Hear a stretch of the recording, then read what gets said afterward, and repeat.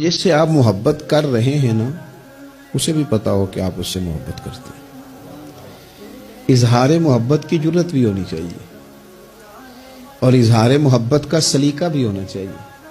ہمیں آنا چاہیے یہ اظہار کرنا بھی کہ مجھے محبت ہے، یہ بھی ہمیں آنا چاہیے۔ دیکھو نا، لوگ نفرتیں کرتے ہیں تو ان کا اظہار کرتے ہیں کہ نہیں؟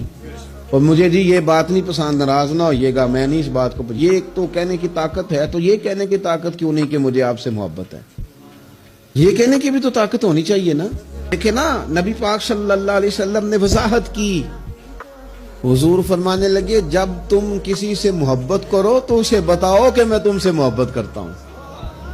مشکات دیکھیے نا، حدیث موجود ہے، فرمایا اسے کہو میں تم سے محبت کرتا ہوں۔ معنی کیا ہے؟ اسے بتاؤ تاکہ اس کے دل میں بھی تمہاری محبت پیدا ہو جائے۔ اس سے کہو جا کے۔ ایک صحابی نے نا، ایک بندہ گزر رہا تھا تو عرض کی یا رسول اللہ میں اس سے محبت کرتا ہوں۔ فرمایا اٹھ، یا رسول اللہ کیا حکم ہے؟ فرمایا اسے بتا کے آ کے میں تم سے محبت کرتا ہوں۔ حضور نے اٹھا کے بھیجا۔